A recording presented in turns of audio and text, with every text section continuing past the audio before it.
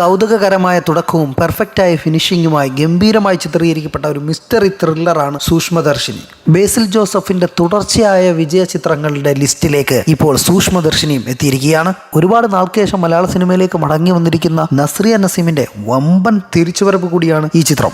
ആകർഷകമായ തിരക്കഥയും ബേസിൽ ജോസഫിന്റെയും നസ്രിയ നസീമിന്റെയും സൂക്ഷ്മ പ്രകടനങ്ങളും കൊണ്ട് എൻഗേജിംഗ് ആയ ഗംഭീര മിസ്റ്ററി ത്രില്ലറാണ് സൂക്ഷ്മദർശിനി. ചിത്രം കേരളത്തിലുടനീളം ഗംഭീര അഭിപ്രായവുമായി മുന്നേറിക്കൊണ്ടിരിക്കുകയാണ്. അയൽപ്പക്കത്തെ വീട്ടിൽ നടക്കുന്നതെന്തെന്നറിയാൻ ജനാലയും തുറന്നു പിടിച്ചിരിക്കുന്ന മനുഷ്യരുള്ള നാടാണ് നമ്മുടേത്, പ്രത്യേകിച്ച് നമ്മൾ മലയാളികൾ. അടുക്കളയുടെ ജനാലയിലൂടെ അടുത്ത വീട്ടിലേക്ക് പതിവായി നോക്കിയിരുന്ന ഒരു സ്ത്രീയുടെ കണ്ണിൽ കണ്ട ചില കാഴ്ചകൾ ചിരിപ്പിച്ചും ത്രില്ലടിപ്പിച്ചും പ്രേക്ഷകനിലേക്ക് എത്തിക്കുകയാണ് സൂക്ഷ്മദർശിനി എന്ന ചിത്രം. MC ജിതിനാണ് ചിത്രം സംവിധാനം ചെയ്തിരിക്കുന്നത്. സസ്പെൻസ് ത്രില്ലറുകളുടെ തലതൊട്ടപ്പനായ ഹിച്ച്കോക്കിനെ ആദരിച്ചുകൊണ്ടാണ് ഈ ചിത്രം സംവിധായകൻ സമർപ്പിക്കുന്നത്. മൈക്രോബയോളജിയിൽ പോസ്റ്റ് ഗ്രാജുവേഷൻ കഴിഞ്ഞെങ്കിലും വിവാഹിതയായി ഒരു കുട്ടിയുടെ അമ്മയായതോടെ പ്രിയദർശിനി എന്ന നസ്രിയ ചെയ്യുന്ന ക്യാരക്ടറിന് ഒരു ജോലി കണ്ടെത്താൻ കഴിഞ്ഞിട്ടില്ല. ഒരു പ്രൈവറ്റ് കമ്പനിയിൽ എക്സിക്യൂട്ടീവ് ആണ് പ്രിയയുടെ ഭർത്താവ് ആന്റണി. നഗരത്തിൽ അടുത്തതായി കിടക്കുന്ന ഒരു നാട്ടിൻപുറത്ത് അല്പസ്വല്പം വാട്സപ്പ് പരദൂഷണവും വീട്ടുകാരും ഒക്കെ നോക്കിക്കഴിയുന്ന പ്രിയയുടെ അടുപ്പക്കാർ അടുത്തടുത്ത വീട്ടുകളിൽ താമസിക്കുന്ന സുലുവും സ്റ്റെഫിയും അസ്മയും ടീച്ചറും ഒക്കെയാണ്. അവരങ്ങനെ പരദൂഷണമായി സ്വസ്ഥമായി കഴിയുമ്പോഴാണ് 4 വീട്ടുകൾക്കുമിടയിൽ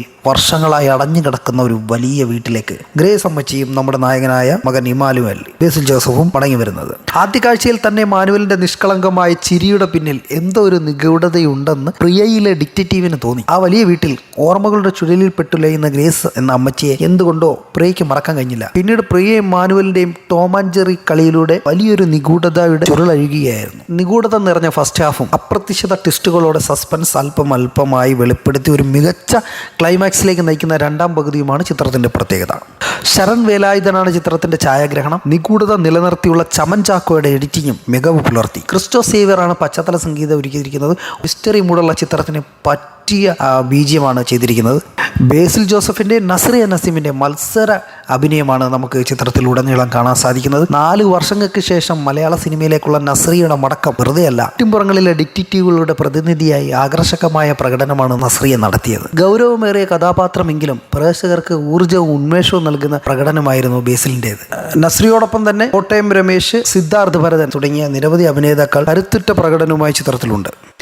അടുത്ത വീട്ടിൽ എന്തു നടക്കുന്നു എന്ന് അന്വേഷിക്കേണ്ട കാര്യമില്ലെങ്കിലും സംശയാസ്പദമായ എന്തെങ്കിലും കണ്ടാൽ കണ്ണടയ്ക്കേണ്ടതില്ല എന്നൊരു സന്ദേശമാണ് ഈ ചിത്രത്തിലൂടെ നമുക്ക് നൽകുന്നത്. തിരക്കഥയുടെ കെട്ടുറപ്പും കഥാപാത്രങ്ങളുടെ ഗംഭീര പ്രകടനങ്ങളും കൊണ്ട് മലയാളത്തിലെ മികച്ച മിസ്റ്ററി ത്രില്ലറുകളുടെ പട്ടികളുടെ ലിസ്റ്റിൽ പെടുത്താവുന്ന ഒരു ചിത്രം തന്നെയാണ് സൂക്ഷ്മദർശിനി. നസ്രിയുടെയും ബേസിലിൻ്റെയും രസകരമായ കോംബോ, നർമ്മത്തിന്റെ രസച്ചരട് പൊട്ടാതെ നിഗൂഢത നിലനിർത്തിയുള്ള ആഖ്യാന രീതിയും കൊണ്ട് മലയാളികളുടെ പ്രിയപ്പെട്ട സിനിമയായി മാറി സൂക്ഷ്മദർശിനി. ചിത്രം നിങ്ങളെ നിരാശപ്പെടുത്തത്തില്ല. ഫാമിലിയോടൊപ്പം കാണാൻ പറ്റിയ ഗംഭീര ചിത്രം തന്നെയാണ് സൂക്ഷ്മദർശിനി. അപ്പം ഞങ്ങളുടെ ചാനലിൻ്റെ വീഡിയോ നിങ്ങൾ ആദ്യമായിട്ടാണ് കാണുന്നതെങ്കിൽ ഇത്തരത്തിലുള്ള പുതിയ ചിത്രങ്ങളുടെ റിവ്യൂ തിയേറ്റർ റെസ്പോൺസിനുമായി ഞങ്ങളുടെ ചാനൽ ഒന്ന് സബ്സ്ക്രൈബ് ചെയ്ത് സപ്പോർട്ട് ചെയ്യുക. ഈ വീഡിയോ ഇഷ്ടപ്പെട്ടെങ്കിൽ ഒന്ന് ലൈക്ക് ചെയ്യാനും മറക്കണ്ട.